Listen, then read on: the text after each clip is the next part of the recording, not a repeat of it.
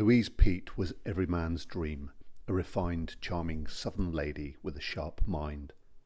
But there was one problem. Everyone who loved her ended up in the ground. Between 1911 and 1916, wealthy men kept dying around her. At first, nobody suspected this elegant widow, but by the time the authorities discovered the truth, she had already perfected the art of murder. Her first known victim was a jeweller named Joe Apple. He was madly in love with Louise and showered her with gifts until the money ran out. Then, suddenly, Joe was found shot to death. Authorities called it suicide. Louise, she simply walked away, a lot richer.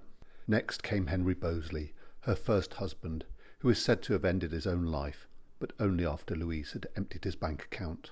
Following Henry's death, Louise took a series of lovers, all of whom had one thing in common. They all died in mysterious circumstances. But people were starting to notice, and reports reached the ears of police investigators. But there was no evidence and no way to bring her to trial, and Louise knew how to play the grieving widow perfectly. It wasn't until 1920 that her luck ran out, because that's when she met Jacob Denton. Jacob Denton was a rich businessman with a disfiguring injury, and Louise offered to become his housekeeper and lover. A short time after Louise moved into Jacob's home, he vanished. When police investigated, Louise already had an explanation.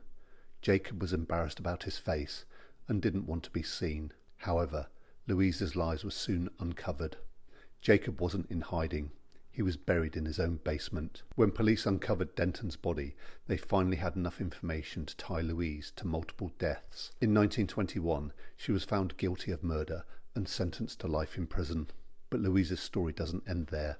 18 years later, Louise was paroled. After her release from prison, she somehow convinced a wealthy woman named Margaret Logan to take her in. And guess what happened? Margaret mysteriously disappeared. This time, the authorities didn't hesitate. They carried out a search of Margaret's property and found her body buried in the backyard. Louise was found guilty of Margaret's murder, and this time there would be no mercy. In 1947, Louise Peete became one of the only women in history to receive the death penalty twice. So here's the question. Was she just an unlucky woman surrounded by tragedy? Or was she a cold-blooded killer who got away with far more than we will ever know?